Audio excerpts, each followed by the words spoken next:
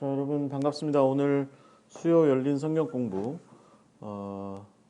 이제 시작하도록 하겠습니다. 잠시 먼저 광고를 좀 드리자면 저희가 랜선순례 28번째 에피소드로 예루살렘 지금 계속 진행하고 있는데 감람산 이야기 후편입니다. 예수님께서 감람산에서 승천하셨잖아요. 네, 그리고 다시 오실까요? 감람산으로 다시 오실까요? 네, 한번 감람산 이야기를 들어보시면서 우리가 감람산을 어떻게 바라봐야 할지에 대해서 또 이야기를 좀 들어보시면 좋을 것 같습니다. 내일 목요일 저녁 9시에 예루살렘 감람산 후편 랜선순례 시작됩니다. 유튜브의 토비아 채널로 오셔서 많이 관심 가져주시고 함께 해주시면 감사드리겠습니다. 자, 이제 이야기를 좀 시작해 보도록 하겠습니다. 오늘 바울의 동역자 8번째 마가 편입니다. 마가 편. 네.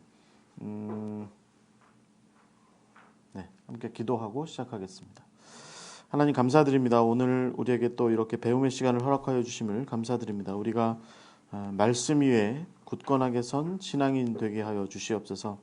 특별히 말씀 가운데 하나님께서 이루신 일들, 오늘 특별히 바울이 동역자들과 더불어서 함께 이루어갔던 예수 그리스도의 복음이 전파되는 귀한 놀라운 일들, 하나님의 나라가 확장되었던 그 놀라운 일들, 그 이야기들을 우리가 보고 배우는 가운데 우리의 동역관계, 우리가 하나님의 나라를 이루는 그 모든 일들에서 이루는 동역관계들에 대해서 돌아보게 하시고 깨우치게 하시고, 그런 가운데 우리가 합력하여 선을 이루는 그 일에 부족함이 없도록 주님 인도하여 주시옵소서. 이제 시작합니다. 마치는 시간까지 성령께서 주정하여 주시고 온전하고 귀한 깨달음의 시간 될 수 있도록 붙들어 주시옵소서. 예수 그리스도의 이름으로 기도하옵나이다. 아멘. 자, 오늘 이제 이야기를 시작해 보겠습니다. 마가입니다. 마가. 네. 8번째 사람 마가입니다. 이제 여러분 오늘 이제 이야기를 들으시면서 여러분 저 그림에 보시면 그 마가 뒤편에 날개 달린 사자, 네, 날개 달린 사자가 있죠. 네. 마가 하면 사자입니다. 마가 하면 사자. 마태 하면 뭐였죠? 그 천사, 꼬마 아이 천사. 천사가 항상 이렇게 있습니다. 마가 하면 사자. 그 다음에 누가는 뭐였죠? 황소. 네, 황소였습니다. 네. 자, 그렇게 이제 복음서 저자들에게 이렇게 상징적인 이런 이미지들이 있다. 네, 뭐 이게 뭐 중요하다라고 하는 것보다 이제 뭐 이런 것들이 있어서, 그래서 여러분 혹시 이제 어디 해외 여행 같은 데 가셔서 특히 유럽에 있는 교회들을 방문하실 때 이게 마가래 뭐 이렇게 얘기하면 마가인 것을 확인하는 방법은 그 옆에 사자가 있습니다. 근데 사자가 있는 사람이 또 하나 있어요. 이제 그 제롬이라고 있는데, 아마도 제롬의 머리 뒤에는 후광이 없을 거예요. 이렇게 뭐라 그러죠? 그 아우라가 뒤에 이렇게 후광이 없을 거고, 이 마가는 후광이 있을 겁니다. 그래서 여러분 그림 같은 걸 보시면 이 마가를 보실 때 마가라고 이렇게 보시면, 특히 베니스 같은 데 가시면 마가가 굉장히 많은데 이 마가 옆에 사자가 있냐, 사자가 날개가 달려 있냐, 이게 중요할 것 같습니다. 자, 오늘 이제 그 마가 이야기 시작해 보겠는데요. 우리가 사는 세상이 효율성과 효용성을 많이 따지는 세상이죠. 이제 예를 들면 뭐 내가 얼마를 가지고 있는데 이 돈을 가지고 물건을 어떻게 사는 게 합당하냐. 네. 또 그렇게 또 어떤 사람과 더불어서 내가 이걸 뭐 일을 하는 것이 합당하겠냐, A라는 사람보다 B가 더 낫지 않겠냐, B라는 사람보다 A라는 사람이 더 낫지 않겠냐, 뭐 이런 생각들을 갖는 거죠. 저 같은 사람은 이렇게 효용성이나 뭐 이런 것들하고는 별 이렇게 상관이 없는 채로 살아가는 사람이긴 한데, 영어에 여러분 efficiency라고 하는 게 있습니다. 이제 효율성이 높은 게 좋죠. 그래서 내가 투자 대비 얻는 게 많은 것이 좋다. 내가 투자한 만큼은 최소한 뭔가를 얻어야 된다. 뭐 이런 것들이 굉장히 중요하게 작동하는 그런 세상입니다. 근데 여러분, 우리가 과연 효율성이라고 하는 측면에서 볼 때 여러분 똑똑하세요? 네. 효율성 측면에서 볼 때 똑똑하세요? 네. 근데 왜 부자가 아니실까요?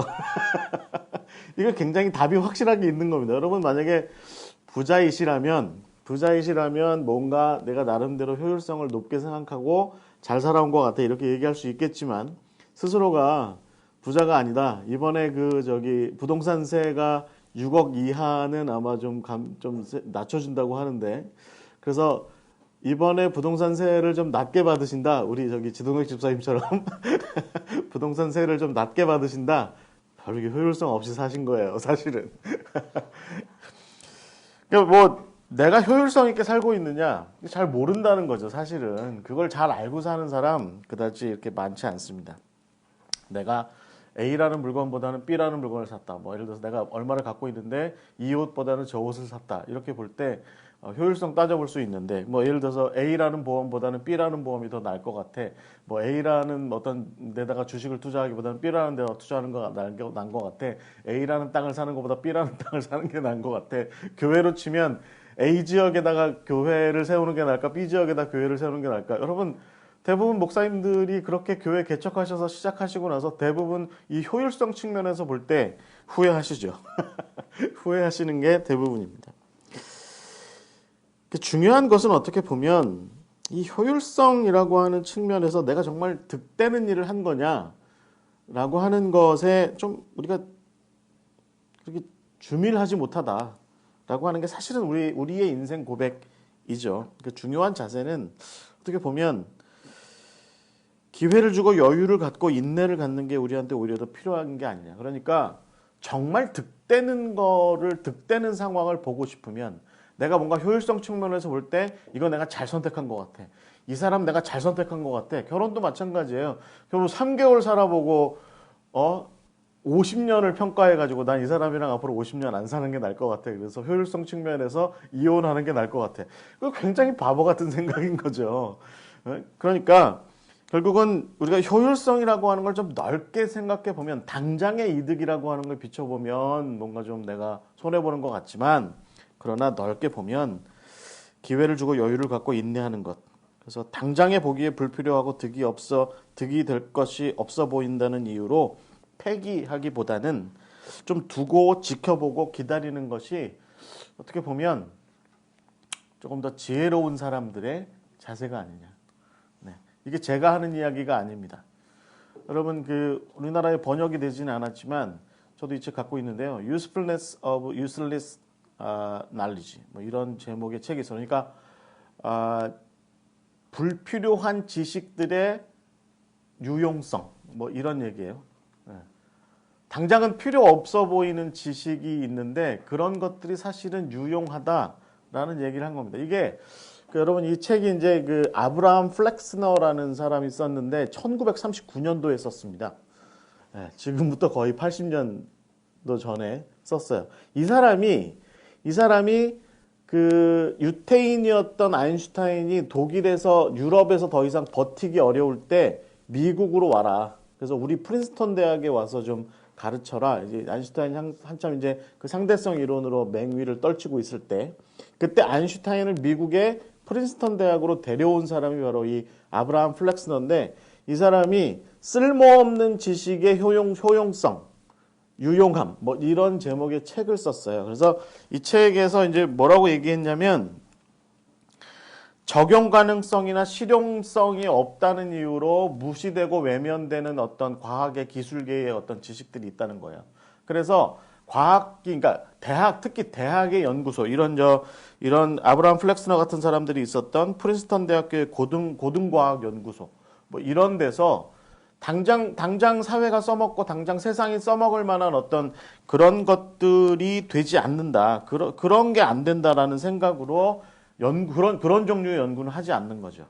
당장 써먹을 일이 아니면 연구하지 않는 거죠. 당장 쓸 일이 아니면 연구하지 않는 그런 문제가 그런 일들이 많이 있는데 가만히 역사를 지켜보면 가만히 세상 돌아가는 걸 살펴보면 이 아브라함 플렉스너가 뭐라고 얘기하냐면 쓸모없어 보인다 싶은 거 연구하고 꾸준히 따져보고 연구하고 고민하고 그런 거 개발하고 그런 일들이 우리가 인간이 살아가는 세상에서 유용하게 써먹게 되는 경우가 굉장히 많이 있다.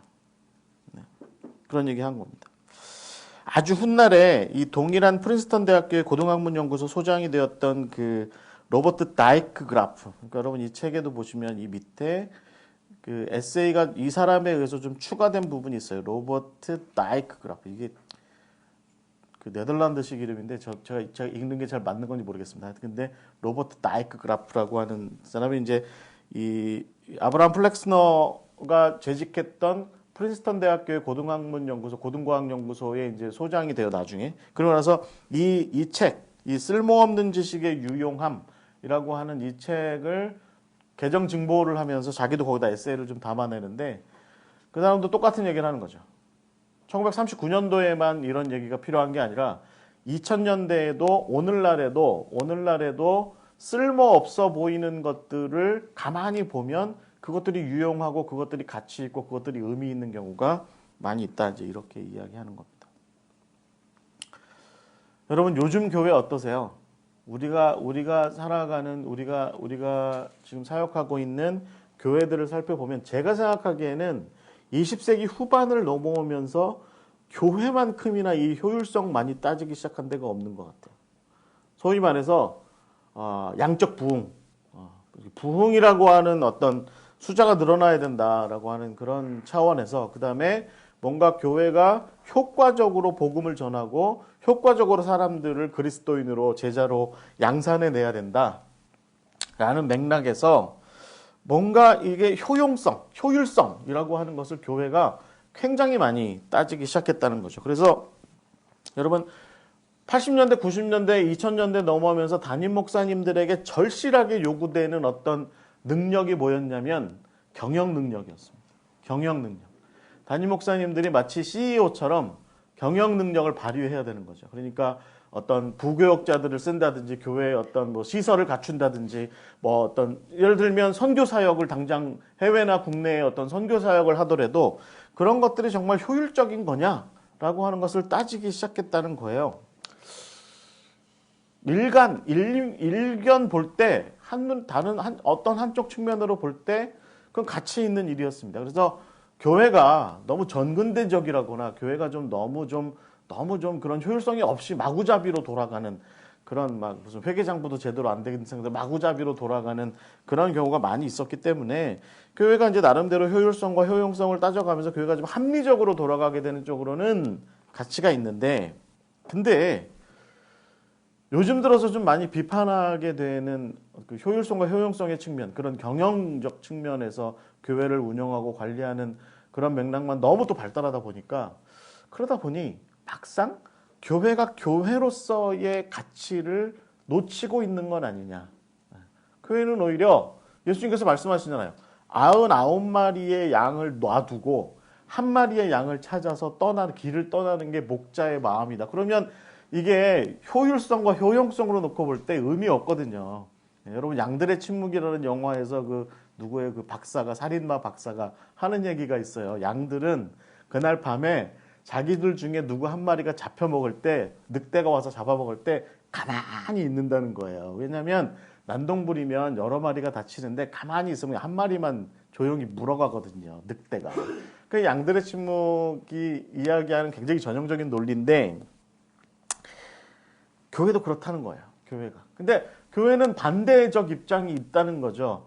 하나 찾으려고 영혼 하나 찾으려고 온갖 다 들쓰시고 다니는 그런 효과 없고 뭐라고 그래요? 좀 이렇게 값 떨어지는 일들 쉽게 버리는 곳이 사실은 교회여야 한다라고 이렇게 이야기하기도 한다는 겁니다.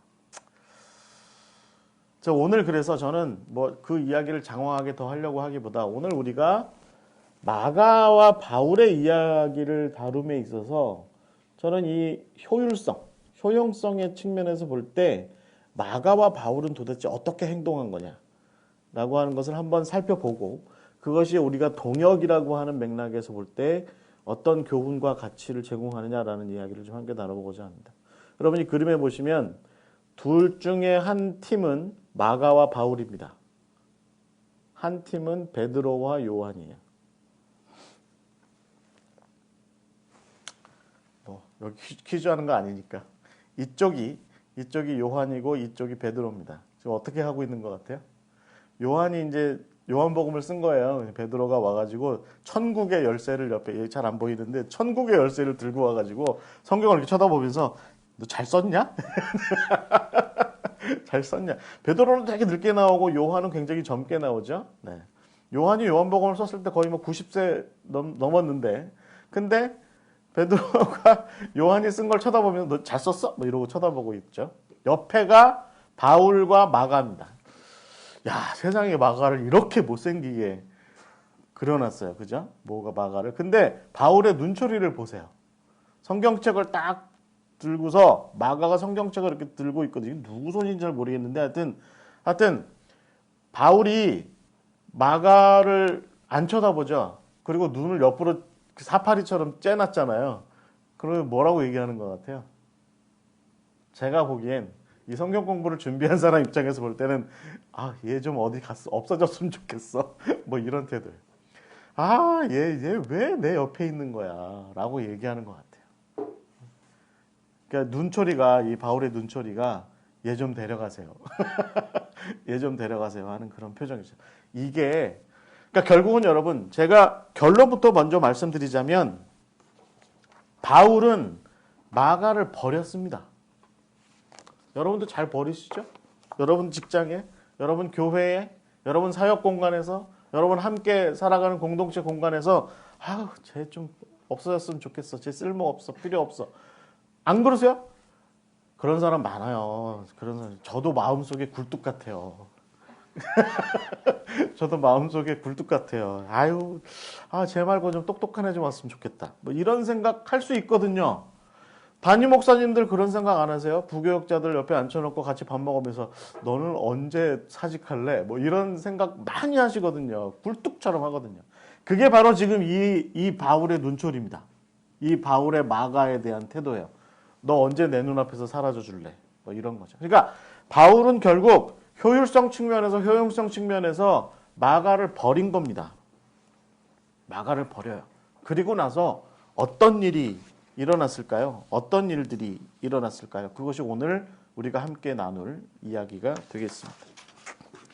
여러분 마가는 우리가 잘 알고 있는 것처럼 마가복음의 저자입니다. 마가복음의 저자. 뭐 역사 비평학 뭐 이런 거 하시는 분들 사이에서 진짜 저자야? 뭐 이런 거 고민하시는 분들 많긴 하지만 저희는 성경 공부니까 마가복음의 저자입니다. 원래 이름은 요한입니다. 요한.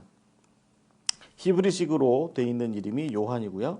하나님께서 은혜를 보이셨다. 뭐 이제 이런 뜻이죠. 그래서 그 요하난이 이제 히브리식 표현이죠. 요하난. 그다음에 나중에 이제 후대로 넘어가면 이제 요한 뭐 이렇게 이제 뭐 헬라식으로 이름이 좀 요한으로 바뀌게 되죠.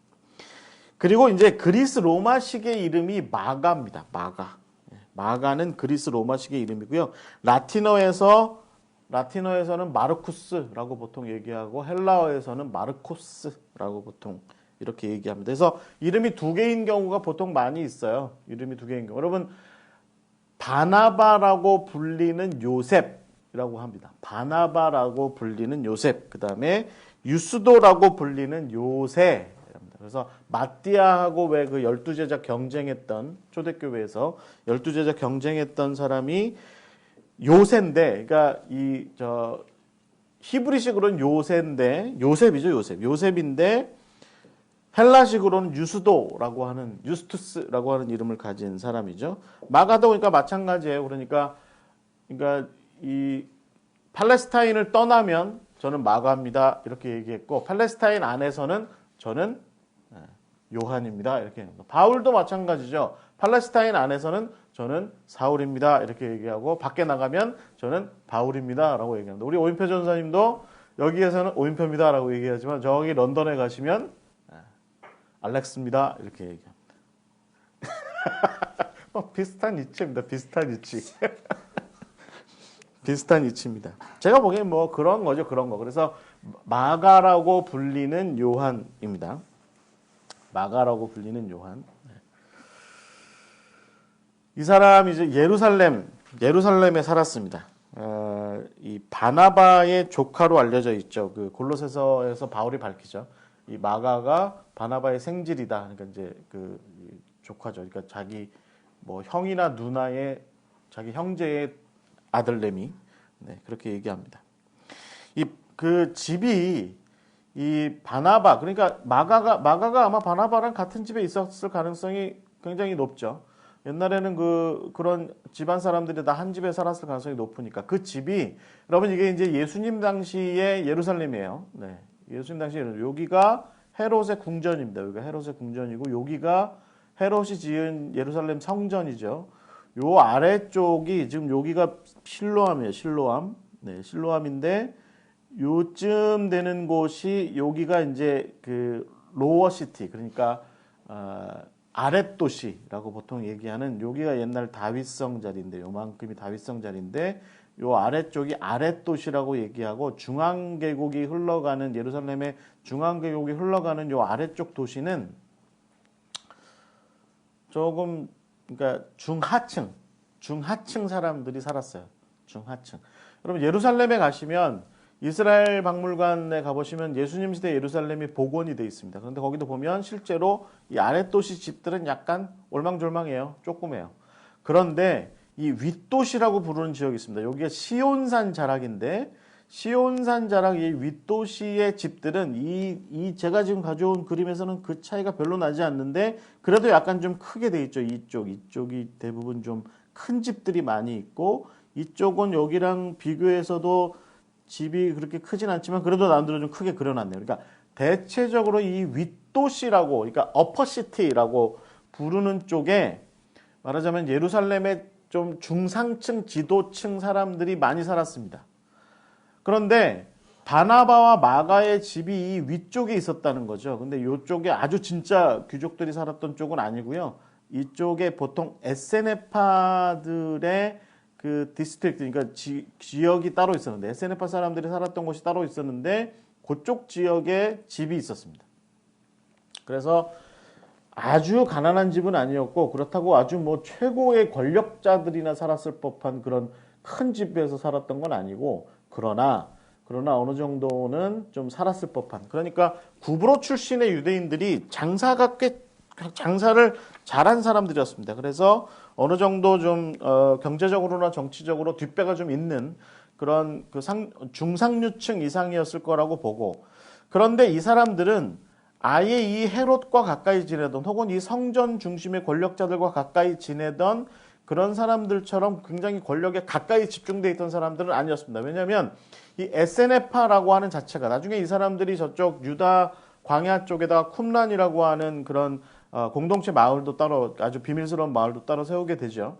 그러니까 이 에세네파 사람들이 주로 모여 살던 이곳은 기본적으로는 성전 질서, 성전 권력으로부터 약간 거리를 두려고 했던 사람들이 주로 이쪽에 살았어요. 그러니까 바나바가 여러분 레위 지파였거든요. 바나바가 레위 지파였으니까 이 레위 지파 출신의 디아스포라 구브로 출신의 바나바가 장사깨나 했던 이 사람 집안이 이쪽에다가 둥지를 틀었다라고 하는 것은 이 바나바와 그 조카로서의 마가 이 사람들의 어떤 사회적 계층을 좀 얘기를 해주는 거죠.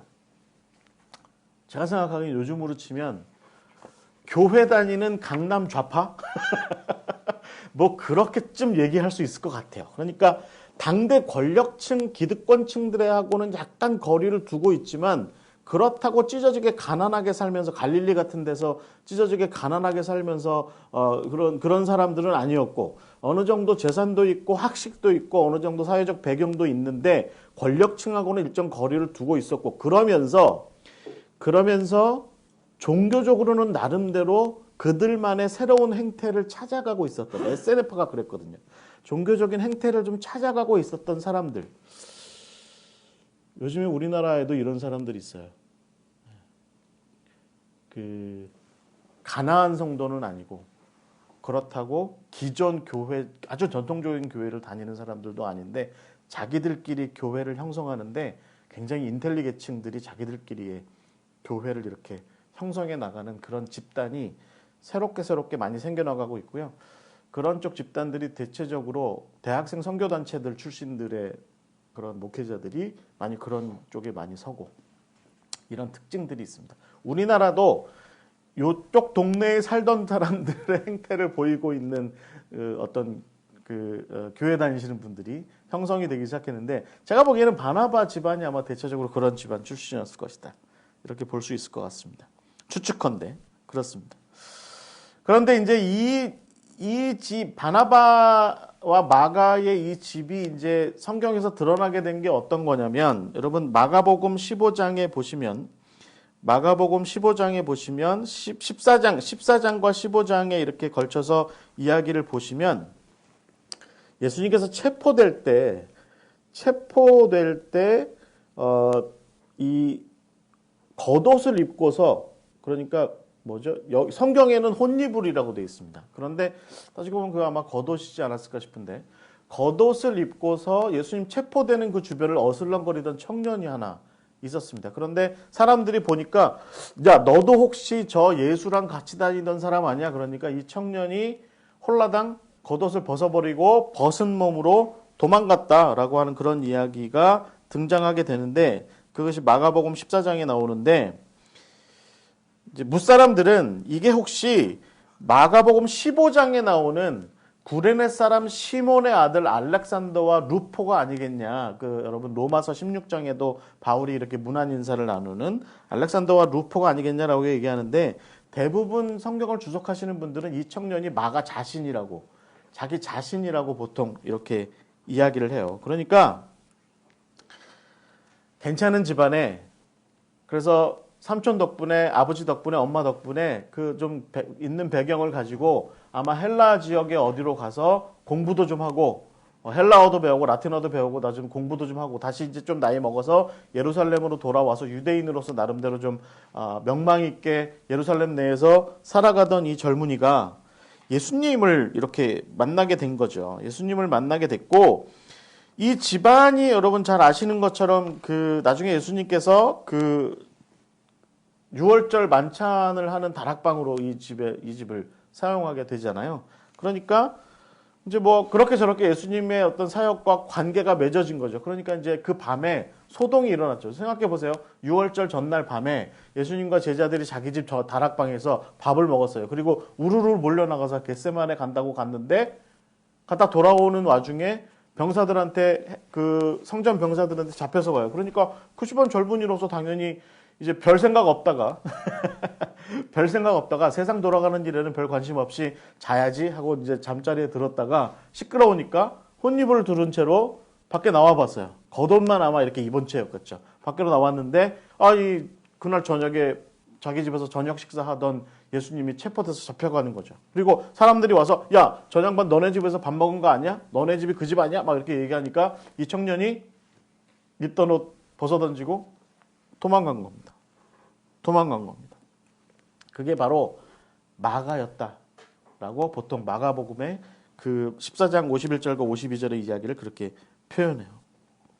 근데 여러분, 제가 좀 먼저 결론부터 말씀을 드리자면 이 마가복음의 16장 5절을 보시면 특이한 표현이 나와 있습니다.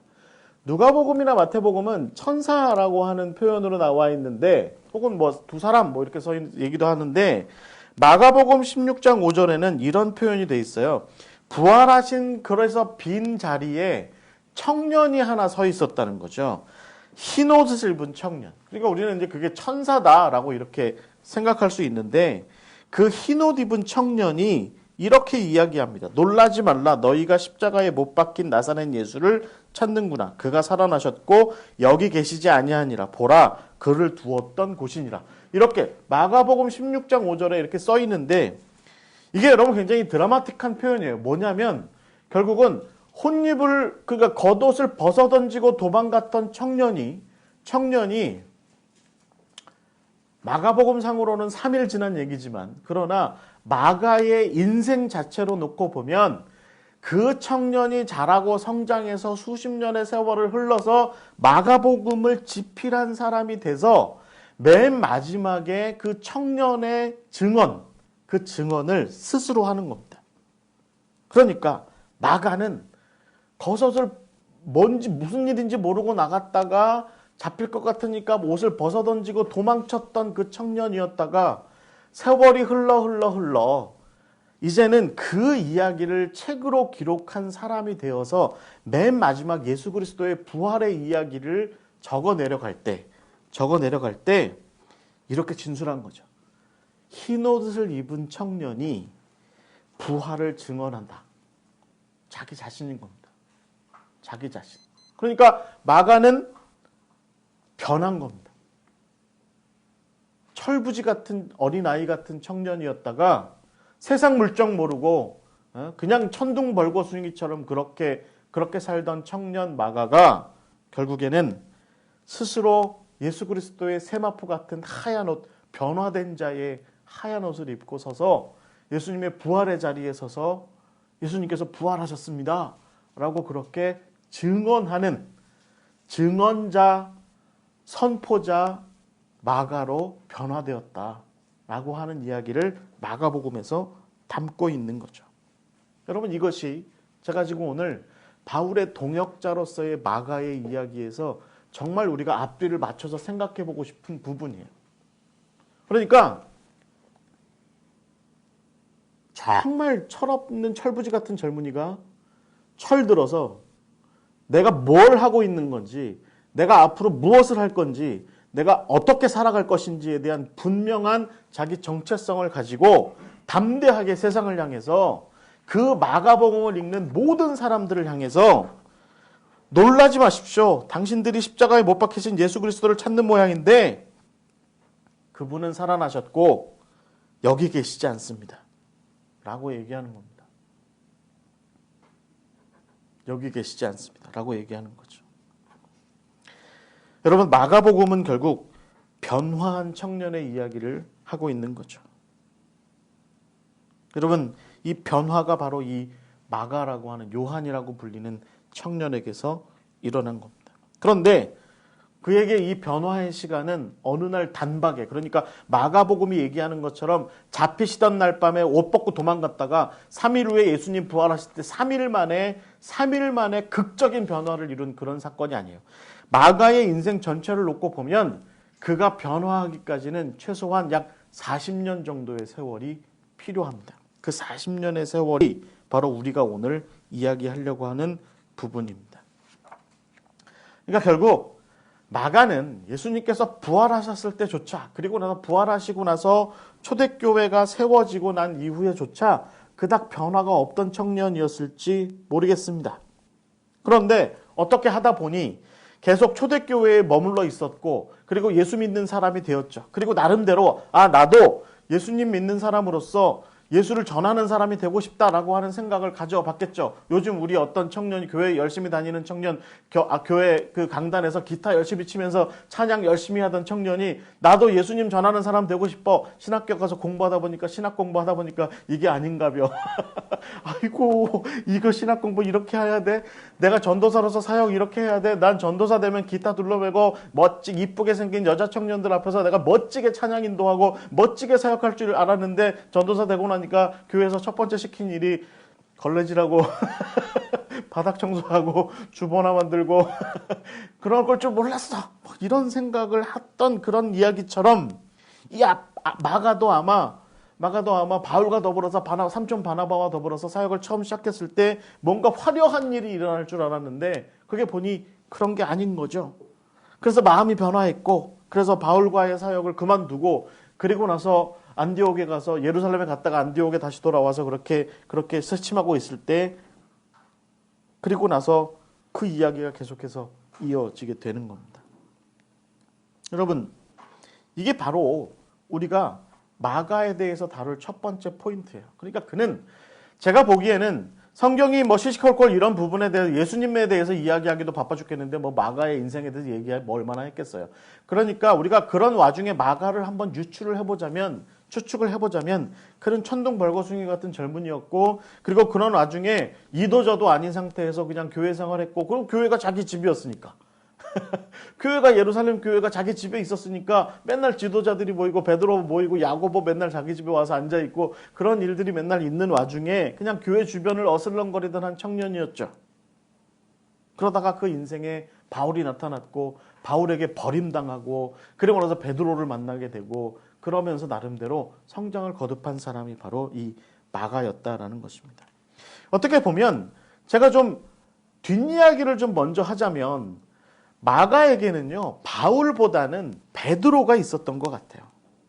우리가 오늘 이제 이 성경 공부의 제목이 바울의 동역자들이니까 바울의 포커스를 맞춰서 얘기를 하다 보니까 그렇지, 사실은 베드로의 동역자로서의 마가의 얘기를 하자면 주야장창 좀 할 얘기가 많을 것 같아요. 좀 간단하게 얘기를 하자면 마가의 변화에는, 사실은 이런 변화의 맥락에는 베드로가 있었던 것 같습니다. 그 바나바와 바울과 더불어서 그렇게 첫 번째 선교여행 나갔다가 버가 채 가지도 못한 채로 돌이켜서 자기는 그냥 예루살렘으로 와버리잖아요. 그리고 나서 예루살렘에는 또 오래 있을 수 없으니까 안디옥으로 와서 그렇게 새침하게 있을 때, 그때 안디옥에서 와 있던 베드로를 이 마가가 만나게 되죠. 근데 베드로의 입장에서 볼 때는 이 사람이 갈릴리 출신이거든요. 그래서 갈릴리 출신 사람들은 특히 어부였으니까 대체적으로 아마 헬라어도 좀 하고 라틴어도 아마 그냥 이렇게 조금 구사할 줄 알고, 그리고 아람어도 할 줄 알고 히브리어도 어느 정도 해요. 그런데 세련되지는 못한 문제가 베드로한테는 있었습니다. 여러분, 저희가 최근에 이제 갈릴리 사역 세미나를 했었는데 그때 저희가 좀 살펴본 바로는 이 갈릴리 사람들은요, 사투리가 심했대요.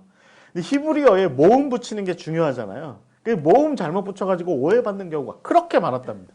모음을 잘못 붙여가지고 어린 양을 도둑놈 뭐 이렇게 표현한다든지 뭐 이런 식으로 잘못되는 표현들이 굉장히 많았고, 베드로 같은 경우는 이 갈릴리식의 사투리 억양이 굉장히 심했고, 헬라어나 히브리어나 라틴어를 어느 정도는 좀 구사는 했다고 쳐도 저처럼 그렇게 세련되게 잘 못하는 제2외국어를 좀 어느 정도 하기는 하는데 세련되게는 잘 못하는 그런 수준의 사람이었는데, 어느 날 가만히 보니까 마가라는 젊은이가 있는데 이 헬라어나 라틴어를 잘해요.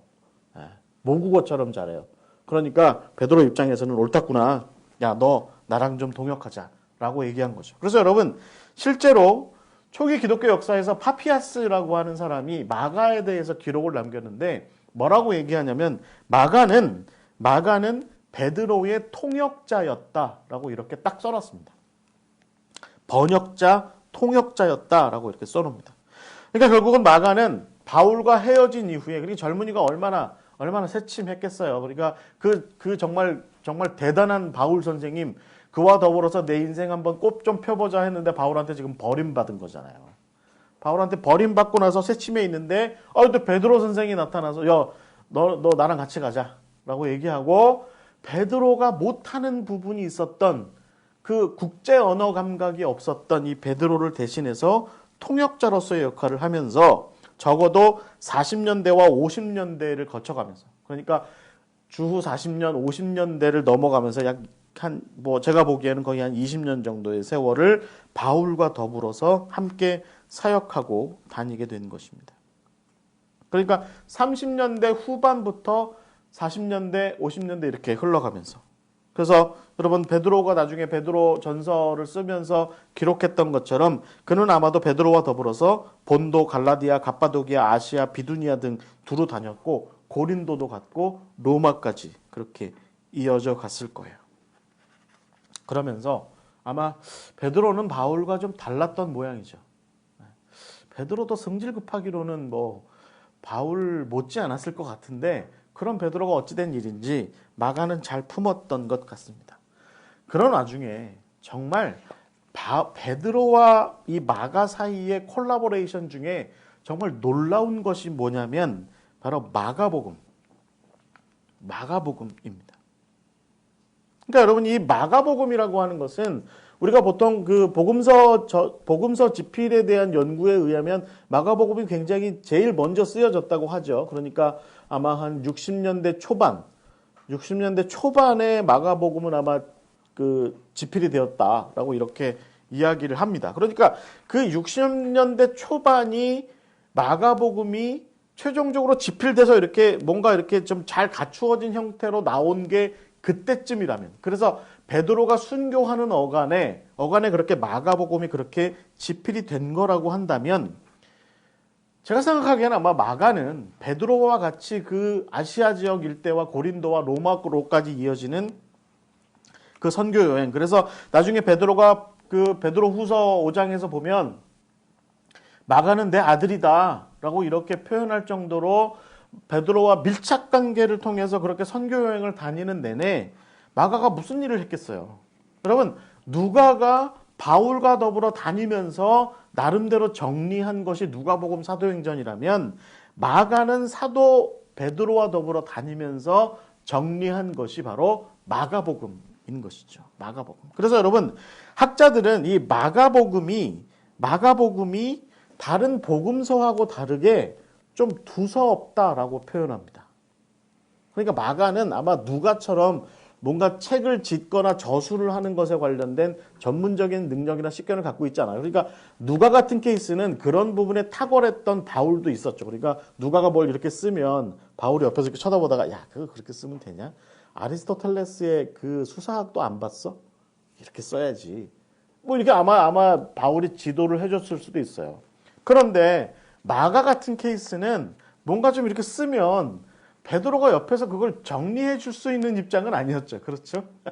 물고기나 낚았던 사람인데 그 사람이 뭐 이런 헬라어로 된 잘 정돈된 어떤 논리가 정확한 그리고 뭔가 집필 방식이 명확한 그런 책을 집필할 수 있도록 마가를 지도했을 수 있겠습니까? 중요한 것은 결국은 그래서 마가복음은 여러 학자들의 견해에 의하면 마가복음은 베드로가 이렇게 이야기한 것, 베드로 입장에서 그 모든 지역들을 선교하며 다니면서 예수님에 대해서 전파하고 했던 이야기들에 기준하여서 어떤 시간대별로나 주제별로나 특정한 어떤 뭔가가 분명하지 않은 채로 정리된 것이 마가복음이라는 거죠. 마가복음. 그렇게 본다면 아마도 마가는 베드로와 더불어서 그 일을 하는 것이 굉장히 중요했을 것 같아요. 왜냐하면 베드로야말로 예수님과 더불어서 정말로 동고동락했던 사람이었으니까 예수님께서 수제자라고 이렇게 찝기도 하셨던 그렇게 인정을 했던 그런 사람이기도 했으니까 그러니까 마가 입장에서는 베드로 선생님이 저렇게 다니면서 뭔가 계속 전파하고 선포하고 하는 그런 이야기들을 뭔가 좀 계속해서 정리하고 받아 적었겠죠. 네. 통역자는 그런 능력이 좀 필요했을 것 같아요. 그러니까 어디 가서 뭐 선포하면 옆에서 좀 받아 적는 일들이 좀 많이 있었을 수도 있어요. 그러니까 그런 것들을 잘 나중에 이제 정리해서 마가복음이 집필이 된 겁니다. 집필이 최종적으로 된 겁니다. 아마도 베드로나 바울이나 여러 초대교회 지도자들이 마가를 그렇게 좀 격려했을 수도 있습니다. 그래서 이 마가는 그런 면에서는 그래도 나름대로 여러 가지 노력을 좀 많이 기울이기도 했습니다. 그래서 여러분 잘 아시는 것처럼 마가복음에 보시면 이 라틴어를 헬라어로 바꾼 케이스들도 많이 있고 그 다음에 특별히 아람어를 예수님께서 쓰셨을 법한 그래서 베드로의 입에서도 예수님께서 하신 말씀 그대로가 툭툭 튀어나왔을 법한 그 아람어를 설명하는 부분들이 좀 있습니다. 마가복음에 설명하는 부분들이 있어요. 이거 왜 그랬겠어요? 그러니까 베드로가 그 뭐 라틴어를 헬라어로 바꾼 건 좀 그렇다고 쳐도 특히 아람어를 헬라어로 바꾼 건 왜 그랬겠습니까? 베드로가 어느 날 설교를 이렇게 예를 들어서 어디 본도 지방이나 어디 비두니아나 이런 데 가서 설교를 하다가 이렇게 얘기했겠죠. 예수님께서 말씀하셨습니다. 소녀한테 말씀하셨습니다. 달리다 굼! 라고 이렇게 말씀하셨습니다. 베드로 아마 이제 그 얘기를 다이렉트로 했겠죠.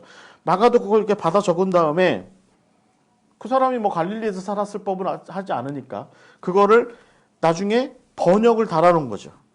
그래서 여러분 마가복음 5장 42절에 보면 달리다굼이라고 말씀하셨다. 그리고 옆에다 토를 달아놔요. 이것을 번역하면 일어나라 라는 뜻이다 라는 겁니다. 7장 34절에도 에바다라고 말씀하셨다는 거 예수님께서 베드로도 그렇게 얘기했겠죠. 이것은 열리라 라는 뜻이다 라는 겁니다. 또 예수님께서 십자가상에서 엘리 라마 사박다니 라고 말씀하셨다는 거예요. 여러분 이것은 헬라어랑 아람어가 서로 뒤섞인 표현이죠. 하나님 나 어찌하여 나를 버리십니까? 라는 그런 표현인데 이것도 옆에다가 마가가 토를 달아놨습니다. 그러니까 마가는 결국은 굳이 따지자면 이 사람은 베드로가 말하는 예수에 대해서 정리를 좀 한 겁니다. 정리를 해서 나중에 로마쯤 갔을 때는 다른 여러 예수 어록집들, 그러니까 우리가 보통 큐자료라고 보통 얘기하는 그것과 비교 대조했겠죠. 그래서 아마 베드로가 순교하는 와중 혹은 그 후에 얼마 동안 자기가 알렉산드리아로 넘어가기 전에 그것을 최종 정리해서 아마 마가복음이라고 하는 최종판을 아마 이렇게 만들었을 수도 있죠. 이건 제 추측입니다. 그런데 얼마든지 좀 생각해 볼 수 있는 그런 부분이에요.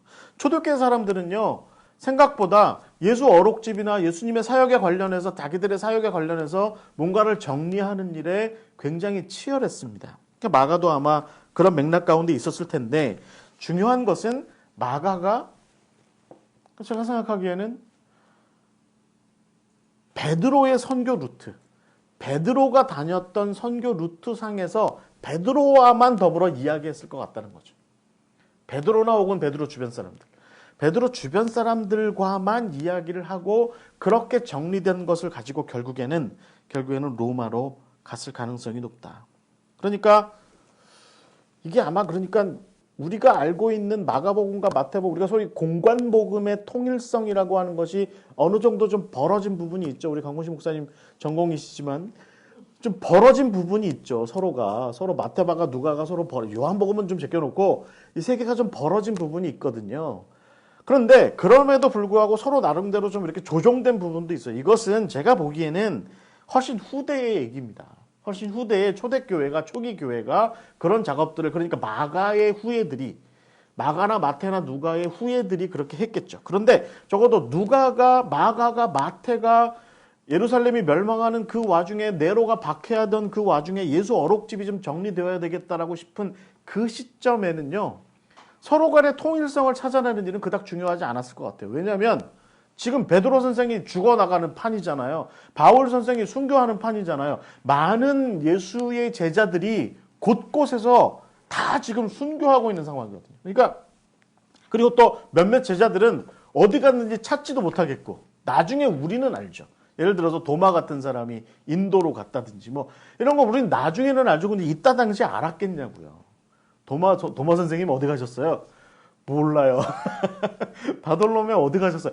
몰라요. 어떻게 알아요? 그러니까 이제 그냥 자기가 마가 같은 친구들의 입장에서 볼 때는 자기가 모셨던 베드로 선생과 더불어서 함께 그 베드로가 이야기하는 마가복음, 누가 같은 경우는 결국 바울이 이야기하는 예수 그리스도를 중심으로 뭔가를 좀 정리할 시간을 갖고, 그리고 나중에 아마 뭔가 좀 조정된 시간이 있었을 거다.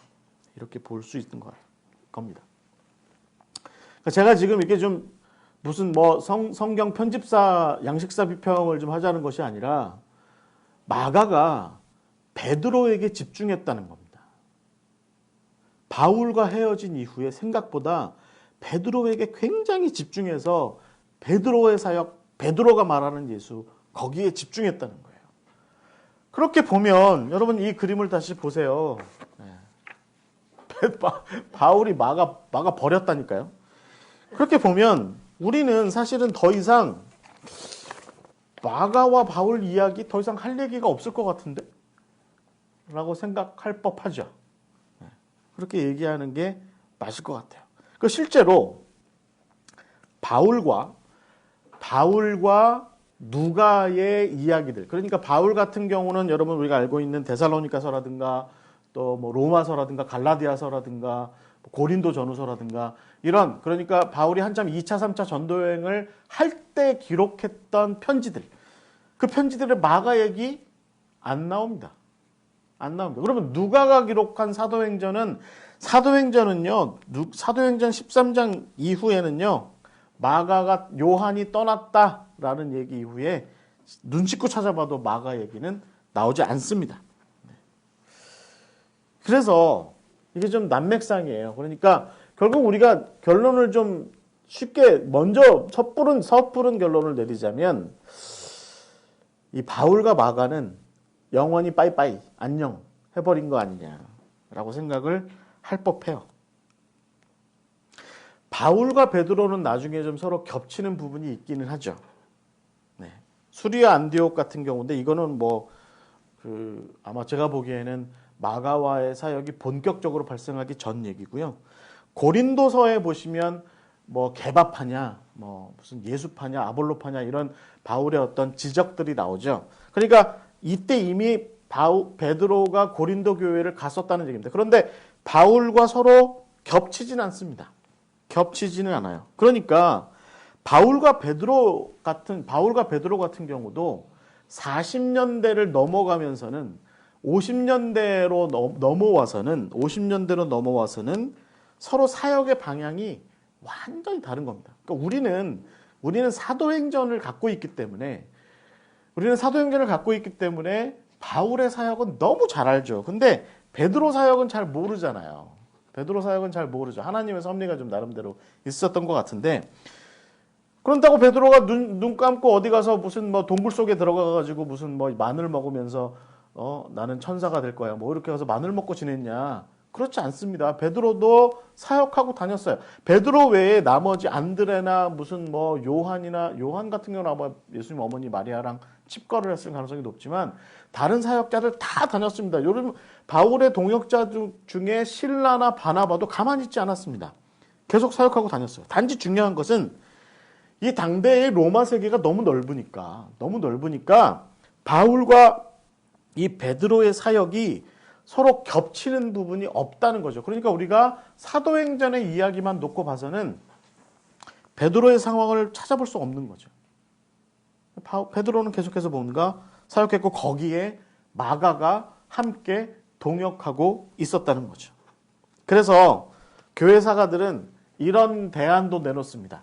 히폴리투스 같은 사람들은 히폴리투스 뭐 굉장히 초기 기독교의 교부죠. 이 사람이 뭐라고 얘기하냐면 이 히폴리투스가 70명의 사도, 그러니까 초대교회의 70명의 굉장히 중요한 사도급의 사람들의 명단을 정리했는데 이 사람이 여기다 놓고 뭐라고 얘기했냐면 디모데 후서 4장 11절에 등장하는 마가와 그 다음에 사도행전에 대부분 등장하는 마가와 골로새서와 빌레몬서에 등장하는 바울 후기 저작에 나오는 마가가 다 다른 사람이다. 여러분 어떻게 생각하세요? 이 세 사람이 다 다른 마가라는 거예요. 그러니까 앞에 그 디모데 후서에 등장하는 그 바울이 좀 데리고 와라 라고 얘기하는 그 마가는 우리가 보통 마크 더 이벤젤리스트, 그러니까 마가 복음을 기록한 마가라는 겁니다. 그 다음에 사도행전에 나오는 마가라고 하는 그 요한은 별도의 마가라는 거예요. 별도의 마가. 그 다음에 골로새서 4장 10절에 바울이 딱 콕 집어서 얘기한 바나바의 생질 마가라고 얘기한 나중에 골로새 교회로 보내는 그 마가, 이 세 사람이 다 다른 사람이라는 겁니다. 만사가 좀 편한 방식이죠. 네. 이렇게 하면 편해지긴 해요. 그런데 조금 우리가 초대교회에서 마가, 마르크스, 요한이라고 하는 마가, 바나바의 조카 마가, 이 사람을 다룰 때 좀 제가 보기엔 재미가 없어져요. 제가 생각하기에는 이 세 마가는 한 사람이라고 보는 것이 맞을 것 같아요. 한 사람이라고 보는 것. 그러니까 우리가 정리하자면 이런 거죠. 예수님 잡히시던 날 밤에 옷 벗고 도망간 친구. 네.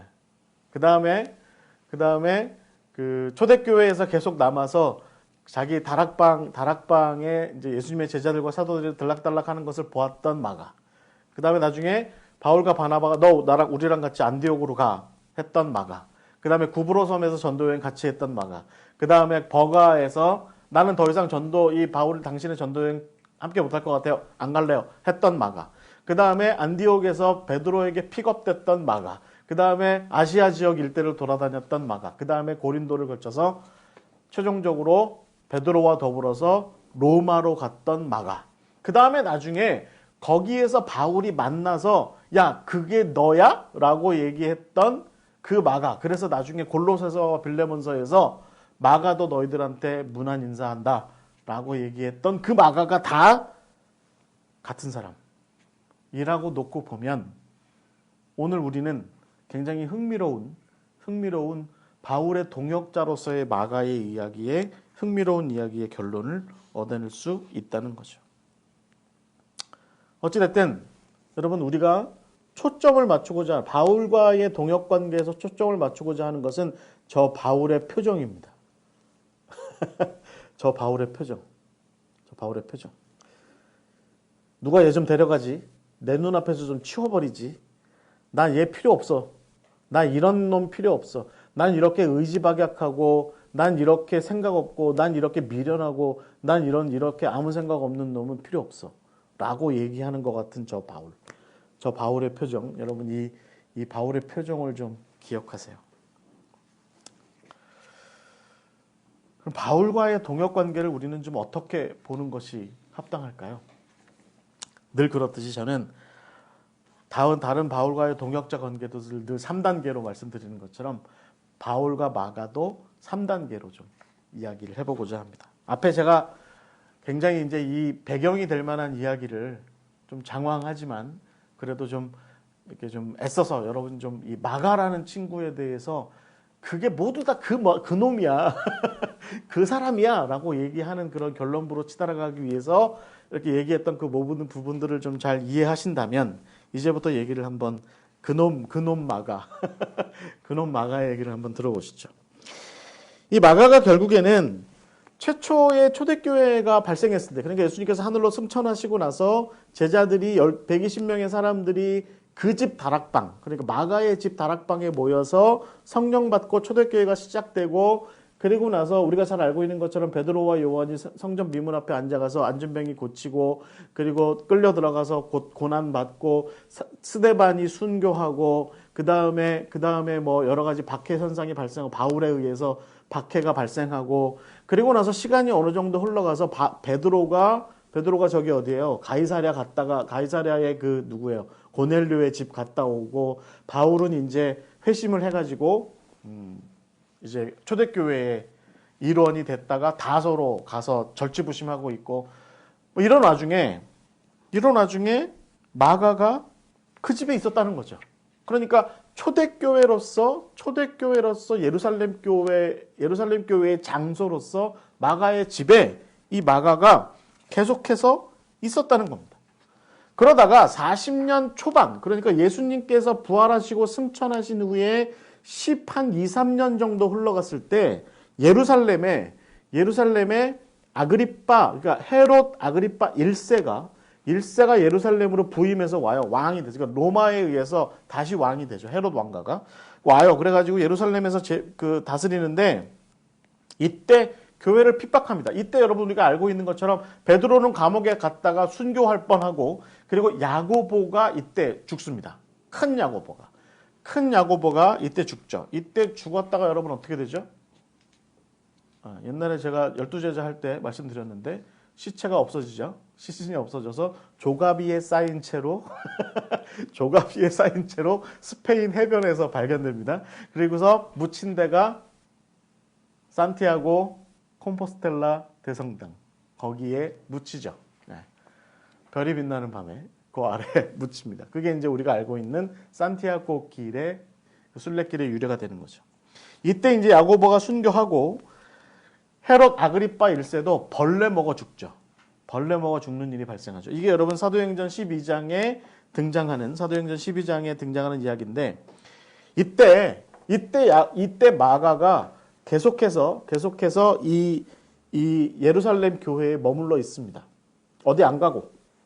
그러니까 마가는 예루살렘 교회가 박해를 받기 시작하고 세상과 대립하기 시작되는 그 와중에 교회 안에 있었던 거예요. 그러니까 뭘 얘기하겠습니까? 도망 안 갔다는 얘기입니다, 마가가. 그러니까 천둥벌거숭이 같은 젊은이긴 하지만 그렇지만 딱히 그러다고 어디 갈 데도 없어. 그래서 그냥 삼촌 바나바 집에 어머니 마리아와 더불어서 계속 머물러 있었고 그러다 저러다 보니까 그냥 우리 보통 그 모태신앙 가진 청년들이 그런 것처럼 별스럽지 않게 그냥 교회 주변을 어슬렁거리고 그냥 그렇게 살고 있었던 거죠.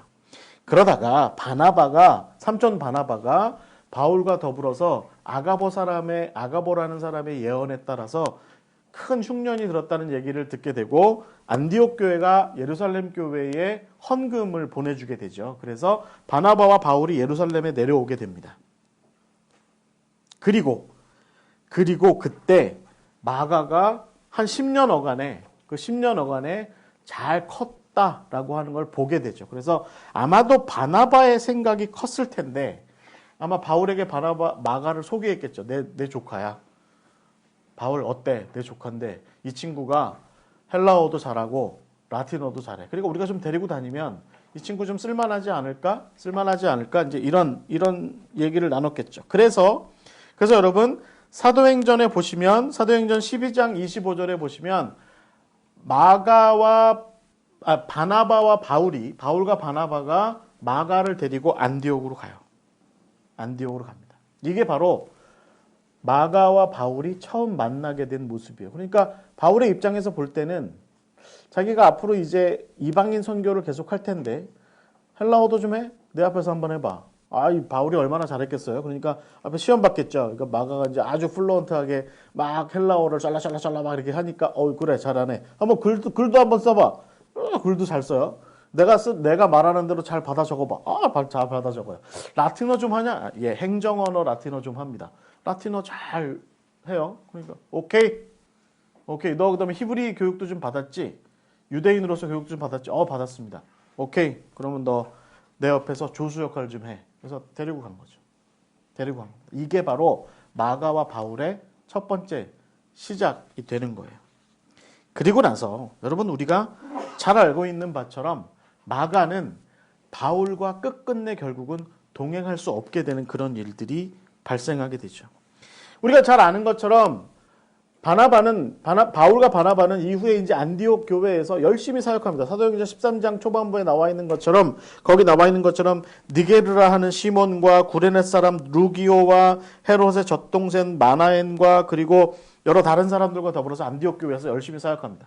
그러면서 열심히 금식 기도해요. 금식 기도하면서 하나님 우리가 무엇을 이제 더 해야 될까요? 하나님께서 점점 그 마음을 주신 거죠. 어떤 마음을 줬습니까? 이방인들을 위해서 선교 사역을 떠나라. 선교 여행을 떠나라 라고 하는 그런 이야기를 듣게 됐고 그리고 나서 안디옥 교회는 이때 바울과 바나바를 이방인을 위한 사역자로 세우고 기도해주고 축복해주고 떠나보내게 됩니다. 그때 바울과 바나바는 이 마가를 동행시키게 되죠. 사도행전 13장 5절에 보시면 이렇게 써 있습니다. 살라미에 이르러 하나님의 말씀을 유대인의 여러 회당에 전할세 요한을 수행원으로 두었더라. 수행원으로 둔 거죠. 그러니까 여러분 이 서구식의 개념으로 치자면 너는 나의 어시스턴트야 라고 얘기하는 것과 그러니까 너는 나의 보조자야 라고 얘기하는 것과 너는 나의 파트너야 라고 얘기하는 것에는요 대접이나 이런 게 다 달라요. 어시스턴트는 책임은 안 질지 모르지만 뭔가 보좌를 잘해야죠. 시키는 일을 잘하는 게 중요하죠. 파트너는 뭐예요? 내 보좌를 할 필요는 없죠. 그러나 책임은 공유하죠. 그게 바로 파트너입니다. 그러니까 바울이 얘기하는 펠로우 파트너다라고 보통 이렇게 펠로우 워커다라고 보통 얘기할 때는 바울의 사역을 함께 하는 겁니다. 여러분 그러니까 바울이 디모데나 디도나 신라나 이런 사람들을 이 사람들 나의 펠로우 워커야 라고 얘기를 하는 건 파트너를 의미하는 겁니다. 그러니까 동역을 함께 하는 거죠. 그래서 제가 지난번에 오네시모를 말씀드릴 때 바울이 빌레몬한테 편지 보낼 때 오네시모를 우리의 파트너가 되게 하자라고 얘기를 했다는 거예요. 이게 굉장히 중요한 문제인 거죠. 오네시모 입장에서도 빌레몬의 입장에서도. 근데 지금 마가는 어디에서 시작하고 있는 거예요? 수행원에서 시작하는 겁니다. 그러니까 바울은 그 격을 확실하게 지금 마가의 격을 확실하게 낮춰놓은 거죠. 그러니까 무슨 얘기입니까? 너는 내가 시키는 것만 잘해 라고 하는 겁니다. 마가에게 뭔가 앞서서 뭔가를 더 하는 걸 시키지 않아요. 예를 들어서 신라처럼 혹은 디모데처럼 디도처럼 디모데나 디도는 바울이 에베소에 있을 때 고린도 교회로 편지를 들고 가잖아요. 고린도서를 편지를 들고 가잖아요. 가서 편지만 전해요? 그렇지 않습니다. 우리가 고린도서에서 발견할 수 있는 기록에 의하면 바울의 지도에 의해서 디모데나 디도는 거기서 독자적이고 자기 스스로의 뭔가 독자적인 사역을 합니다. 바울은 그걸 인정한 거죠. 근데 지금 마가는 그걸 용납받지는 않은 거예요. 그런 단계까지는 나아가지 않은 겁니다. 그러니까 여행의 보조자로서의 마가의 역할이 있었던 거죠. 그러니까 옆에서 가방, 뭐 여기 저 일본식의 표현이지만 가방 못지한 거죠. 가방 메고 옆에서 서류 가방 들고 쫄쫄쫄 쫓아다녔던 게 바로 마가였습니다. 근데 이 구브로로 처음 가요. 그러니까 이제 아마 그 바나바가 가자고 했겠죠. 바나바가 가자고 해서 구브로로 갔고, 바나바는 아마 거기서 자기가 이제 자기 집안이 거기에 이제 뭔가 세력이 있으니까 그 집안의 세력의 어떤 영향력을 가지고서 거기를 통치하던 총독 서기오 바울을 만나게 합니다. 바나바도 만나고. 그래서 이게 아마 왜 이렇게 했을까요? 지도자를 먼저 만나면 그래서 뭔가 좀 선교적인 보장, 활동의 보장을 받아서 구브로에서 뭔가 좀 안정적인 활동을 하려고 했던 거죠. 그런데 거기서 바울이 그 바예수라고 하는 유대인 거짓 마술사를 상대로 하는데 바울이 막 나가는 거예요. 거기서 사도행전 13장 7절에서 11절에 보시면 막 바울이 그 유대인 마술사 바예수에게 엘루마라고 부르는 그 마술사에게 거짓과 악행이 가득한 자다, 마귀의 자식이다, 뭐 의의 원수다, 주의 길을 굽게 하는 자다, 막 이렇게 하고 그 사람 눈을 멀게 만들어 버리잖아요.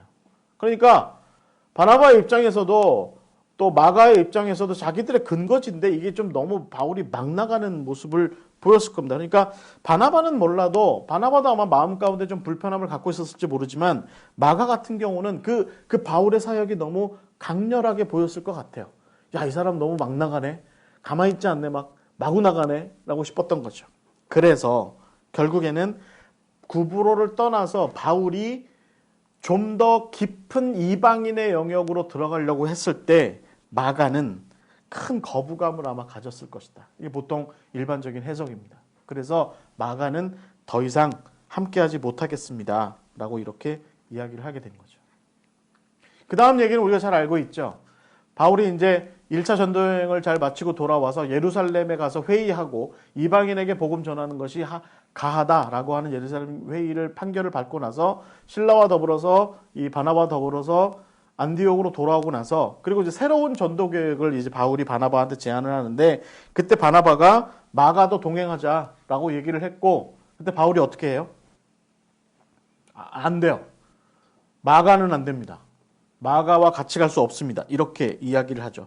사도행전 15장에 보시면 38절에 보시면 이전에 그가 밤빌리아에서 우리를 버리지 않았냐. 그러니까 그런 친구하고 우리가 동행할 수 없다. 그렇게 심약하고 그렇게 자기중심적이고 그렇게 자기만 알고 그렇게 자기 길만 생각하는 그런 유약한 친구하고는 그런 천둥벌거숭이 같은 친구하고는 우리의 이 위대한 이 사역을 함께 할 수 없다. 그리고 나서 결국 두 사람이 크게 다투게 되고 결국은 서로 다른 길을 가게 되죠. 바울은 실라와 더불어 가고 바나바는 마가와 더불어 갑니다. 근데 여러분 이 자리에 마가가 있었을 거라는 겁니다. 그러니까 마가의 입장에서 보면 자기를 앞에다 두고 막 면박을 주고 말이죠. 너 같은 친구랑 내가 함께 갈 수 없다. 막 이제 이렇게 바울이 그렇게 얘기했을 거예요. 바울 성격 제가 보기엔 요즘 제가 이 바울의 동역자들 이거 공부하면서 바울 성격 장난 아니었겠다. 아주 자기 주도가 굉장히 대단한 사람이었을 것 같다. 이런 생각이 들어가는데 그러니까 마가에게 아마 굉장히 함부로 했을 것 같아요. 마가가 상처받은 채로 아마 사역의 길로 가게 됐겠죠. 그렇게 해서 결국에는 여러분 바울과 마가는 40년대 말부터 50년대 말까지 약 10년이 넘는 세월 동안 한 3, 4년 동안의 세월 동안 아마 서로 헤어졌고 서로 만나지도 않았고 제가 보기에는 서로 교류도 하지 않았지 않았을까. 뭐 그게 의도가 그랬다기보다도 제가 서두에 말씀드린 것처럼 베드로의 그 선교 행로가 바울의 것과 너무 달랐기 때문에 서로 마주칠 일이 없다가 결국에는 세월이 꽤 흘러서 바울이 1차로 로마에 투옥됐을 때, 재판을 기다리느라 투옥됐을 때 베드로도 거기에 가게 되었을 때 이 아마 바울과 누가 그리고 베드로와 마가가 여기서 아마 만나게 되지 않았을까 싶습니다. 여기서 만나게 되죠. 처음에 어땠을까요? 바울이 아마 왔대? 바울은 감옥에 있었을 테니까, 집안에 격리돼 있었을 테니까 아마 물었겠죠. 누가나 이제 뭐 자기 수행했던 친구들한테, 자기 함께하는 친구들한테 마가가 왔대? 걔 여기 왜 왔대? 뭐 이렇게 얘기했겠죠. 야, 그리고 마가 나한테 데리고 오지 마. 뭐 이렇게 얘기했을 수도 있죠. 근데 베드로가 아마 제가 보기에는 우리가 이 정황을 다 알 수 없으니까 뭐 좀 드라마 한 편 찍듯이 좀 상상을 해보자면 베드로가 이 마가를 데리고 아마 처음에는 아마 가서 이제 그 바울 선생, 근데 내가 보기에 당신이 옛날에 봤던 마가가 아니야. 좀 많이 변했어. 라고 이렇게 얘기를 했겠고, 그리고 아마 이제 다시 만나게 됐겠죠. 그게 만나 보니까 바울 입장에서 볼 때 이 마가가 너무 달라진 거예요. 너무 변화된 거예요. 굉장히 바뀐 거예요. 그래서 놀라워했을 것 같아요. 무엇보다 베드로와 마가가 같이 앉아서 대화를 하는데, 여러분 베드로가, 제가 아까 뭐라고 말씀드렸어요? 마가가 기록한 마가복음은요, 베드로의 예수에 관한 전언이라고 봐도 무방할 정도로 베드로의 어떤 관점이 많이 살아있다고 본다면, 바울의 입장에서 볼 때는 자기는 환상이 아니고는 한 번도 만나보지 못했던 예수 그리스도를 베드로는 몇 년 동안 함께 했거든요. 그러니까 이 바울의 입장에서는 베드로가 중요했겠죠. 베드로와 대화 나누는 게 중요했을 거라고요. 틈만 나면 아마 베드로하고 앉아가지고, 다른 제자들도 마찬가지였겠지만 베드로랑 앉아서 예수님, 내가 알기에는 예수님은 이런 분이었을 것 같은데 어떻게 생각하세요? 그럼 베드로가 아마 그래 맞아요, 예수님이 이렇게 저렇게 하셨어요. 그래서 아마 그때 당시에 이미 아마 형성돼 있었을 예수 어록집, 그런 것을 가지고 놓고서 아마 대화를 많이 했을 텐데, 거기에 아마 마가가 참여해서 이야기하고 하는 옆에서 그 모습을 지켜보니까 바울이 옛날에 밤빌리아에서 버가에서 그렇게 내팽개치고 사역이고 뭐고 다 그만둘래요라고 하게 가버렸던, 도망쳤던 마가의 모습하고는 너무 다른 모습이 있고, 정말 단단해지고 정말 훌륭해지고 뭔가 잘 갖추어진 그런 사역자로서의 마가의 모습을 보게 된 거죠. 그래서 결국은 우리가 이제 골로새서와 빌레몬서의 이야기에서, 그러니까 바울이 첫 번째 감옥에 갇혀 있을 때 편지를 보낸 거라고 이야기하는, 옥중서신이라고 얘기하는 골로새서나 이 빌레몬서의 이야기들을 비추어 볼 때 거기에 다시 마가가 등장하는 것을 가만히 봐서 아마도 바울은 이 마가가 용납이 됐던 것 같습니다. 근데 제 생각에는 예전에 뭐 헬라어나 라틴어는 좀 하는데 영 그 외에는 쓸모가 없어 보였던 마가가 아니라 지금 뭔가 좀 쓸모가 있어 보이는 거죠. 지금 뭔가 쓸모가 있어 보이는 그런 마가의 모습으로, 성장한 마가의 모습으로 변화된 걸 보고 나니까 아마 바울의 마음이 흡족했기도 했겠고, 그리고 바울 항상 용이 주도한 사람이니까 뭔가 좀 내가 뭔가를 해야 되는데 라고 하는 그런 맥락에서 지켜볼 때 마가의 역할이 뭐가 있겠다 싶은 생각이 들어갔겠죠. 그래서 당장에는 여러분 골로새서 4장 10절에 보시면 이렇게 기록되어 있어요. 나와 함께 갇힌 아리스다거와 바나바의 생질 마가와, 그리고 괄호가 쳐져 있어요. 그리고 뭐라고 되어 있냐면, 이 마가에 대하여 너희가 명을 받았음에 그가 이르거든 영접하라.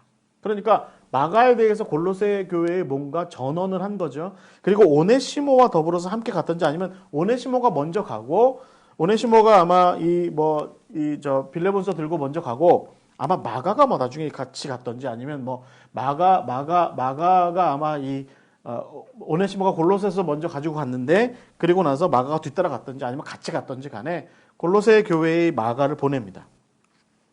예의가 있었겠죠? 베드로의 허락을 받았겠죠. 베드로의 허락을 받아서 마가 좀 내가 쓸게. 그래서 이제 마가를 골로새 교회에 보낸 거죠.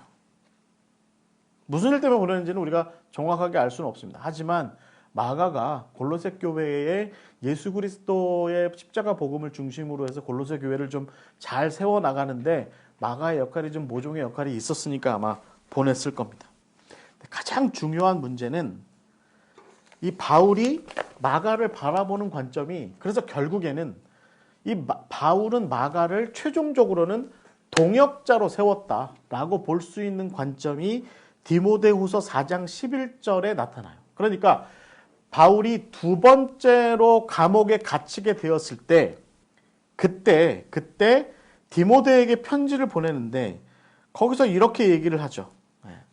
다 떠났다. 다 떠났는데 뭐 디도도 떠났고 뭐 다 떠났다 그랬는데 누가만 나랑 남아있다. 저는 이것도 흥미롭습니다. 누가가 지금 나랑 남아있는데, 그리고 나서 디모데한테 뭐라고 얘기했냐면 마가가 나의 일에 유익하니까, 마가가 내가 지금 하는 일에 유익하니까 그 마가를 지금 네가 올 때 좀 데리고 와라. 이렇게 얘기합니다. 무슨 일일까요?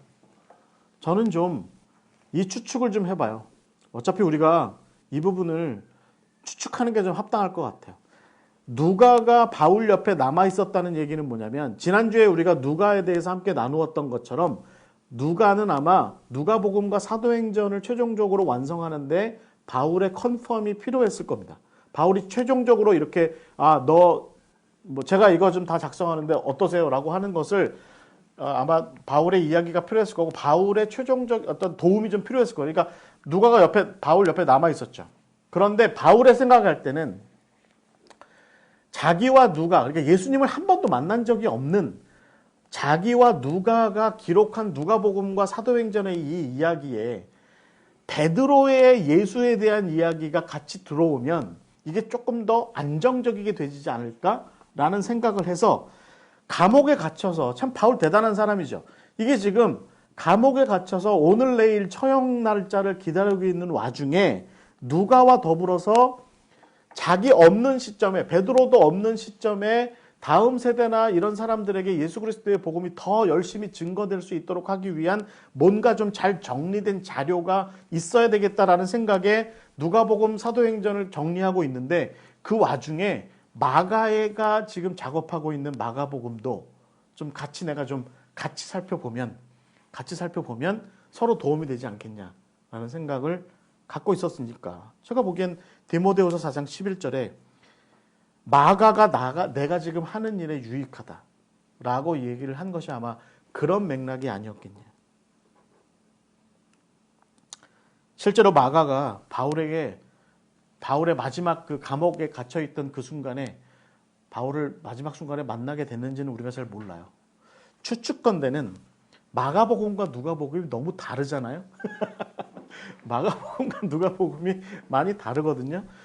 두 사람 사이에, 마가와 누가 사이에 최종적인 어떤 두 사람 사이의 조율은 많이 없었던 것 같다라는 생각을 좀 가져봅니다. 그러니까 그렇게 보면 바울이 바랬던 바대로 마가가 바울 생전에 이 로마로 돌아오지는 못했던 것 같습니다. 아마 디모데도 아마 마찬가지가 아니었을까 싶긴 한데, 그렇게 해서 결국은 누가만 남아서 정리를 했고, 나중에 마가는 아마 나중에 합류하게 됐고, 그렇게 베드로의 마지막 시간을 아마 좀 잘 모르겠습니다. 여기는 굉장히 혼란스럽기 때문에 그런 것들이 좀 정리가 되지 않았을까 싶습니다. 중요한 것은 마가와 바울의 동역 관계에서 결국에는 바울은 자기 인생의 최종 단계에서 마가를 다시 찾았다는 겁니다. 마가를 다시 찾았어요. 그리고 뭐라고 얘기해요? 마가가 나의 일에 유익하다라고 이야기를 했다는 겁니다. 그게 결국은 중요한 포인트죠. 그러니까 바울의 동역자로서의 마가의 이야기를 살피자면 최초로는 이놈 괜찮겠네 라고 데려갔다가, 아이고 이놈 못 쓰겠다 라고 내던졌다가, 결국에는 다시 바울은 마가가 나의 일에 필요한 사람이라고 최종적인 결론을 맺은 것이 바로 마가와 바울의 동역 관계다. 어떻게 보십니까? 마가와 바울. 네. 마가는요, 나중에 알렉산드리아로 가요. 그러니까 아마 이제 그가 아버지처럼 모셨던 베드로도 순교하고 나서 마가는 알렉산드리아로 갑니다. 그래서 거기서 열심히 사역하고 아프리카의 복음을 전하는, 이집트의 복음을 전하는 일에 앞장서게 됩니다. 그래서 우리가 보통 일반적으로 얘기하는 아프리카 이집트의 콥틱 교회의 기초를 세운 사람, 그래서 콥틱 교회 최초의 지도자, 목회자를 우리는 보통 이 마가라고 이렇게 이야기를 해요. 그러니까 결국은 이 마가는 겉옷도 벗어던지고 도망갔던 천둥벌거숭이 같은 젊은이, 그리고 자기가 하고 있는 일이 뭔지도 모른 채로 바울이 삼촌이 부르니까 네, 제가 가겠습니다 라고 얘기해서 쫓아갔던 젊은이. 그러나 결국에는 그 자기의 어떤 한계를 넘지 못하고 바울과 더불어서 바울이 타우로스 산맥을 넘어가듯 그 자기 한계를 넘는 일에 함께하지 못하고 중간에 도태됐던, 그래서 결국은 바울에 의해서 버려진 젊은이. 그러나 베드로에 의해서 결국에는 다시 자기 역할을 되찾고 자기의 모습을 되찾고, 그리고 결국에 우리가 잘 알고 있는 그 마가복음을 집필했고, 마가복음이 집필이 준비가 되고 정리가 되는 와중에 바울에게 그것이 아마도 바울에게 그것이 알려져서 바울에 의해서 너 나한테 좀 필요할 것 같아 라고 다시 바울에게 인정받은 사람, 그가 바로 마가입니다. 베니스에 가면 이 사자상이 있어요. 날개 달린 사자. 이게 아마 마가에게서 기원한 거죠. 그러니까 원래 그 마가가 이제 그 알렉산드리아에서 순교합니다. 68년경에 순교했다고 알려져 있어요. 그러니까 뭐 마가도 꽤 나이 먹어서 순교합니다. 순교하고 나서 그 유해가 알렉산드리아 교회가 그 유해를 가지고 있었는데, 그런데 그 유해 가운데 일부를 지금 제가 이름이 기억이 안 나는데 베니스의 어떤 상인이 훔쳐가요. 그래서 베니스에다 갖다 놔요. 그래서 그 이후에 베니스가 마가를 상징하는 날개 달린 사자가 베니스라는 도시의 상징이 됩니다. 그래서 베니스의 도시 상징이 사자인 것은 마가의 유해를 자기네들이 갖고 있기 때문으로 이렇게 알려져 있습니다. 마가의 상징이 사자인 이유는 부활하신 예수님을 상징합니다. 아주 옛날 사람들의 생각에 사자가 두 눈 부릅뜨고 잔대요. 그래가지고 부활해서 두 눈 부릅뜬 어떤 유다의 사자, 뭐 그런 그 예수 그리스도의 그 이미지를 마가가 가지고 있다. 뭐 그래서 얘기하는데, 제가 서두에 말씀드렸잖아요. 마가복음 16장에 부활하신 예수님에 대한 그 증언, 16장 5절에 그 흰옷 입은 청년의 증언이 마가 자신의 증언이라고 한다면, 결국은 여러분 마가는 고양이 같은 모습이었다가 갈기가 달린 사자의 모습으로 그렇게 성장한, 마치 라이온 킹의 심바인가? 거기 사자 주인공이 그 주인공처럼 그 꼬마 사자였다가, 고양이 같은 꼬마 사자였다가 우여곡절 끝에 결국은 정말 자기 갈기를 휘날리는 위대한 사자가 된 그 사람이 바로 이 마가다라고 얘기할 수 있을 것 같습니다. 정리하자면 좀 그래요. 제가 서두에 효율성에 대해서 말씀을 드렸죠. 그리고 사실 우리는 효율성에 대해서 잘 몰라요. 네. 여러분 잘 아세요? 저는 잘 모르겠더라고요. 저는 잘 몰라요. 뭐 우리 이런 거 잘 알죠. 어느 보험을 선택하고 어떤 금융상품을 선택하고 어떤 집을 선택하고 어떤 주식 종목을 선택하는 것이, 그것이 효율성이 높은 거야 라고 하는 것에 관련된 일종의 사회의 공식이 있으니까 거기 대입해 보면 나름대로 뭐 우리가 얻을 수 있는 효율성을, 어떤 이득을 취할 수 있습니다. 그런데 여러분 한번 생각해 보세요. 누구와 결혼하는 것이 효율성이 높은가? 목사님 성공하셨습니까? 전 잘 모르겠습니다. 자식을 어떻게 키우는 것이 효율성 높은 자식 교육일까? 목사님 성공하셨습니까? 어떻게 사랑하는 것이, 어떻게 신뢰하는 것이 효율적인 관계로 우리를 이끌어가는 것일까? 어떤 신을 선택하는 것이 우리에게 효율적인가? 여러분, 이런 것들을 가만히 생각해 보면 우리가 삶을 살아가는 상당 부분에서 우리는 효율성에 관련해서 그닥 현명하지 않을 수밖에 없는 그런 이유를 쉽게 발견하게 됩니다. 무슨 말이겠습니까? 당장 보이는 것에 관련된 효율성보다는 좀 멀리 바라보는 효율성, 진득하게 인내하고 또 기다리고 하는 그런 가운데 얻어지는 효율성에 대해서 생각하는 것이 사실은 필요하다라는 겁니다. 지금 당장 그 사람이 내 인생에 도움이 안 되고 우리 조직에 도움이 안 되고 우리 공동체에 도움이 안 되면 우리는 그 사람을 버려야 한다고 이야기하는 것이 버려야 한다. 그 사람을 내쫓아 그 사람을 버리는 것이 합당하다라고 말하는 것이 그것이 우리가 살아가는 세상이 보통 취하는 방식이에요. 그런데 오늘 바울과 마가의 이야기에서 우리가 뭘 배워요? 여러분, 바울은 어떻게 한 거예요? 그 효율성에 비춰볼 때 버린 겁니다. 바울이라고 다 잘한 게 아니에요. 저는 그걸 좀 말씀드리고 싶어요. 바울은 위대하니까 바울은 예수님하고 동급처럼 생각하고 무슨 바울은 실수도 없이 인생을 살았을 거라고. 그렇지 않습니다. 아브라함도 실수했고 다윗도 실수했고 베드로도 실수했고 바울도 실수했습니다. 바울의 실수 중에 대표적인 건 아마도 마가에 관련된 이야기일 것 같아요. 그래서 우리가 배우는 게 뭐죠? 용납할 수 없다면 너무 섣부르게 결론 짓지 말고 기다리는 게 필요하지 않겠냐라는 겁니다. 용납할 수 없다면 그럼 어떻게 해요? 할 수 없죠. 용납할 수 없다면 뭐 기다려야죠. 용납할 수 없다면 저는 용납하지 않는 것도 필요할 거라고 봐요. 어떻게 해요? 뭐 바울이 마가를 용납해야 돼요? 예수님께서 밤에 나타나셔가지고 내가 너를 용서했는데 너는 왜 마가를 용서 못해? 이렇게 얘기하면 용납해야 되는 거예요? 그거 쉽지 않습니다. 누가 저한테 그렇게 물으면 저도 우리가 예수님이 아닌데 우리가 어떻게 그렇게 해? 라고 이렇게 얘기할 수 있을 것 같아요. 그런데 이건 좀 다른 얘기라는 거죠. 지금 용납이 안 된다고, 지금 납득이 안 된다고 결론 짓지는 말라는 겁니다. 지금 용납이 안 되고 지금 납득이 안 돼서 우리가 헤어질 수도 있습니다. 우리가 갈라설 수도 있습니다. 하지만 결론 짓지는 말자. 왜냐하면 바울과 마가처럼 우리의 인생 로마에서 어딘가 그 로마에서 우리가 그냥만과 그 사람과 그 친구와 다시 만날 수도 있다는 거죠.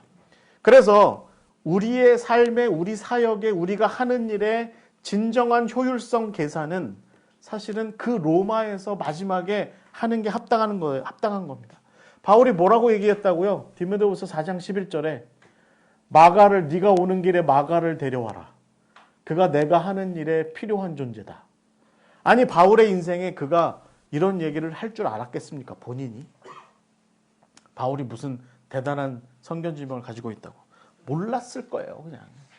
몰랐는데 나중에 보니까 마가도 필요하네?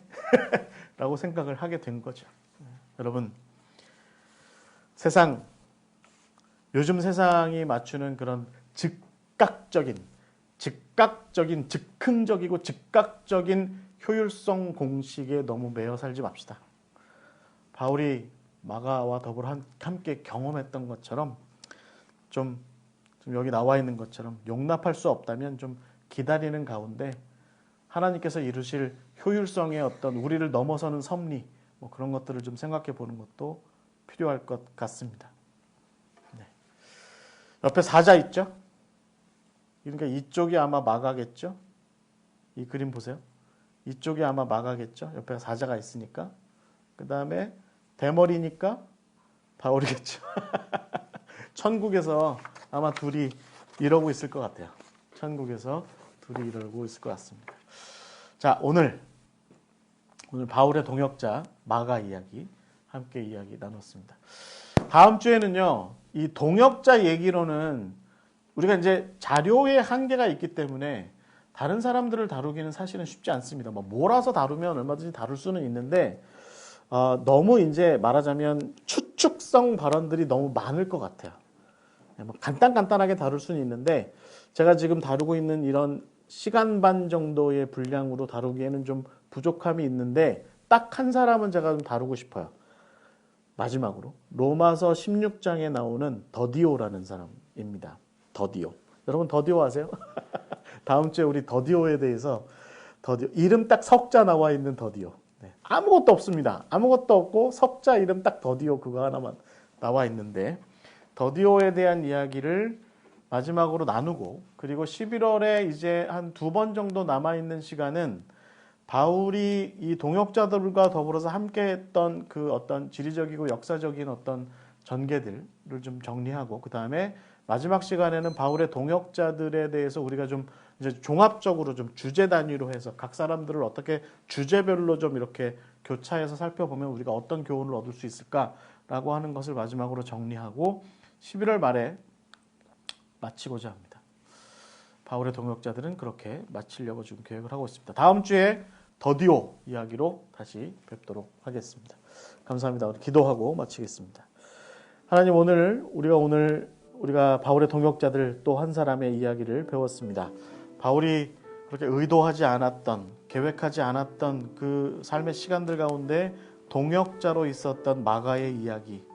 바울이 불필요하다 여겼고 그래서 바울이 버렸던 마가. 그러나 그의 인생 마지막에 당신은 나에게 필요한 사람입니다 라고 그렇게 이야기할 수 있었던 그 마가. 오늘 우리가 함께 배웠습니다. 주님, 우리 인생 가운데에서도 하나님의 섭리하심 가운데 우리의 동역자들을 바라볼 수 있도록 인도하여 주시옵소서. 용납할 수 없을지언정, 받아들일 수 없을지언정, 납득이 되지 않을지언정 그래도 기다릴 수는 있는 그런 마음을 우리에게 허락하여 주시옵소서. 동역관계에서 너무 쉽사리 결론 맺지 않는, 그래서 하나님께서 언젠가 합력하셔서 선을 이루실 것이라 믿는 그런 동역의 관계를 우리가 바라볼 수 있도록 주님 이끌어 주시옵소서. 오늘 함께 하심을 감사드리며 살아계시고 역사하시는 예수 그리스도의 이름으로 기도하옵나이다. 아멘.